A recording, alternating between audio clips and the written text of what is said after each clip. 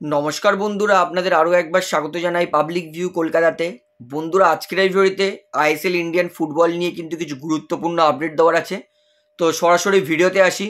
সবার প্রথমে আপনাদেরকে বলবো, আমি কিন্তু আনোয়ার আলীর প্রত্যেক কটা রিপোর্ট আপনাদের কাছে তুলে ধরেছিলাম এবং প্রত্যেক কটা রিপোর্ট যা যা বেরিয়েছে আনোয়ারের সমস্তটা আপনাদেরকে জানিয়েছি। এই মুহূর্তে কিন্তু আনোয়ারের এই কেসটা একটু অন্যদিকে ঘুরেছে। দেখুন, আমার হাসা উচিত নয়, কিন্তু আমি কি বললাম, মনে পড়লে আমার হাসি পেয়ে যাচ্ছে ব্যাপারটা। আনোয়ার আলী মোহনবাগান দল থাকবে না, সেই জন্য তিনি প্রথমে তার কেসটা জানিয়েছিলেন AIFF-কে। কেসটা AIFF-এর কাছ থেকে গেছিল PSC-তে, প্লেয়ার স্ট্যাটাস কমিটি, এবং আমরা ভেবেছিলাম যে PSC-তেই ব্যাপারটা পুরোপুরি মিটমাট হবে। আনোয়ার এবার PSC-তে গেছে, PSC ফোন কল তুলে বলে দিয়েছে যে এটা PSC-র কেস নয়, এটা ফেডারেশনের কেস। এবার ফেডারেশনের প্রেসিডেন্ট কল্যাণ চৌবে তিনি বলেছেন যে আমাকে এই বিষয়ে কোনো মেল আসেইনি আমার। মানে আনোয়ার আলীর কেসটা এতদিন ধরে সমস্ত ছোট বড় ফ্যান্স ফুটবলের সবাই জেনে গেল, কিন্তু এখন প্রেসিডেন্টের কাছে নাকি আসেনি ফেডারেশনের।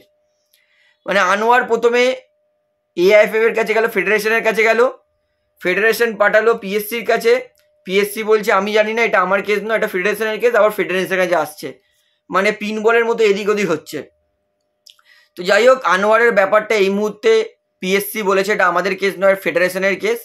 তো এবার ফেডারেশন বলেছে যে, মানে ফেডারেশনের প্রেসিডেন্ট বলেছে কল্যাণ চৌবে যে আমি এই বিষয়ে কোনো মেল আসেনি, আমি এই বিষয়ে কিছু জানি না সেরকম। তো এইবার মানে আনোয়ার কি করবে সত্যি মানে বুঝে পাচ্ছি না যে আনোয়ার কোথায় যাবে এবার। জানি আনোয়ারের যেই জিনিসটা মোহনবাগানের পুরো ফরেই আছে, আনোয়ারের যেই সমস্ত চুক্তিতে স্বাক্ষর সব মোহনবাগানের ফরেই আছে। হয়তো কেউ আনোয়ারকে, মানে আনোয়ার যেটা চাইছে সেটা হয়তো জানে সবাই যে আনোয়ার যেইটা করে বসেছে, যেই জেদটা, সেটা সম্ভব নয় এই মুহূর্তে সেরকমভাবে। তাই জন্যই হয়তো মেবি কোনো পার্টি এই কেসটা নিতে চাইছে না। তো এইবার ফেডারেশনের কাছে পুরোপুরি গেছে। এইবার আনোয়ারের কি সিদ্ধান্ত হবে সেটা ফেডারেশনই ডিসাইড করবে, PSC-র হাতে আর কিচ্ছু নেই। এবং আমি আগেও বলেছি যে মোহনবাগানের এক ভিতরকার লোক তিনি কিন্তু জানিয়ে দিয়েছেন যে আনোয়ারকে বলে দেওয়া হয়েছে 19শে জুলাই তার মধ্যে কিন্তু মানে হাজিরা দিতে, ট্রেনিং করতে আসার জন্য। তার সত্ত্বেও যদি 19শে জুলাইয়ের মধ্যে না আসে তাহলে কিন্তু আনোয়ারের বড় বিপদ। পার ডে আনঅফিসিয়াল লিভের জন্য 1 লাখ টাকা করে কাটা হবে, ক্ষতিপূরণ দিতে হবে আনোয়ারকে। অর্থাৎ আনোয়ার যা হচ্ছে হোক, আইনি যা হচ্ছে হোক, কিন্তু আমার রাগ আলাদা আর আমি প্রফেশনাল খেলা আলাদা।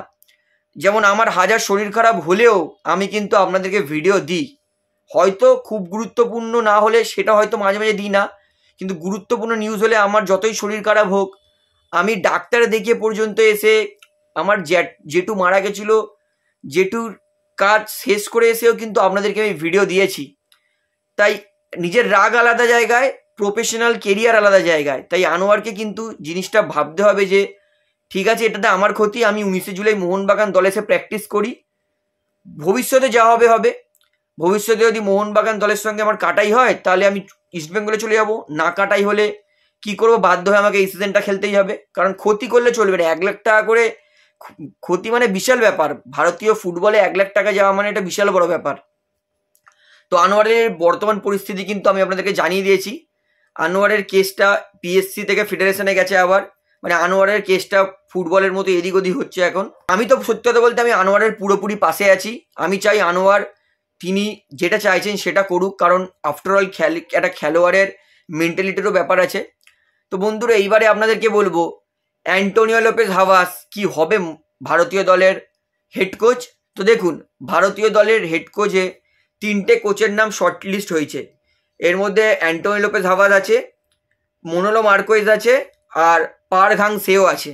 এই 3টে কোচ। তবে আমি চাইবো পার ঘাং সেওকে ভারতীয় ফুটবল হেড কোচ বানানো হোক। পার ঘাং সেও ভিয়েতনাম যেই দলটা স্ট্রাগল করতো, যেই দলটার ফুটবল রেকর্ড ছিল 136, সেইখান থেকে পার ঘাং সেও 91 এনে দিয়েছিল। তিনি যেই কটা বছর ছিলেন সেই কটা বছর ভিয়েতনাম কাঁপিয়ে বেরিয়েছে।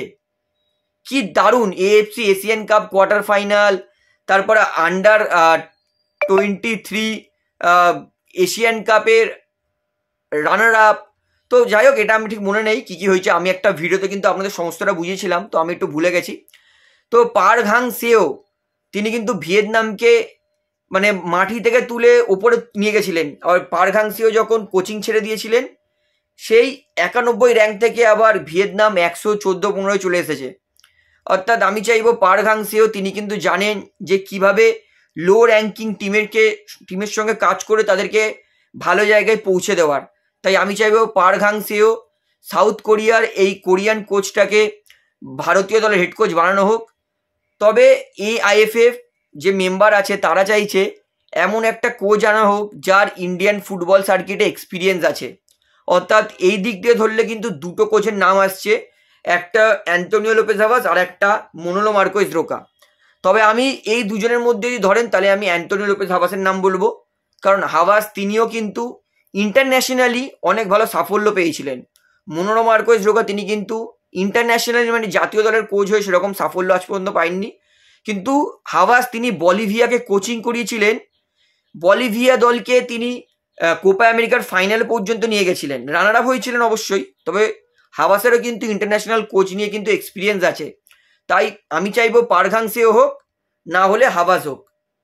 আর যদি দুজনেরই বয়স যেহেতু একটু বেশি তাহলে মনোলো মার্কোস হবে 3 নম্বর। তো এই তিনটে কোচের মধ্যে একটা কোচের কিন্তু হওয়ার সম্ভাবনা প্রচুর। তো আমি আমার বক্তব্য বলেছি, আপনার বক্তব্য কমেন্টে আমাকে জানাবেন। তো বন্ধুরা এবারে আপনাদেরকে বলবো, মোহনবাগান এই মুহূর্তে CFL এ দারুণ স্ট্রাগল করছে, দারুণ। মানে মোহনবাগান এই মুহূর্তে নিজের গ্রুপে 11 নম্বরে আছে। আর মোহনবাগানের তরুণ দলের যে হেড কোচ ড্যাগি, তার সেরকম স্ট্র্যাটেজি দেখতেই পাচ্ছি না। আর বাধ্য হয়ে মোহনবাগানকে আনোয়ার আলীকে রেজিস্টার করতে হচ্ছে CFL এর জন্য, আশিস রায়কে রেজিস্টার করতে হচ্ছে, গ্ল্যান মার্টিন, আশিক কুরুনিয়ানের মতো প্লেয়ারকে রেজিস্টার করতে হচ্ছে, কারণ তরুণ প্লেয়াররা পারছে না। তো আমি বলবো এই তরুণ প্লেয়াররাই লাস্ট সিজন বাস্তব রয়ের আন্ডারে কিন্তু দুর্দান্ত করেছিল CFL এ। আমি সত্যি কথা বাস্তব রায়কে যখন ছাঁটাই করেছিল আমি তখন একটু হতাশ হয়েছিলাম, কারণ তরুণ দলের সঙ্গে কিন্তু তরুণ প্লেয়ারের সঙ্গে কিন্তু বাস্তব রায় দারুণ কাজ করেছিল।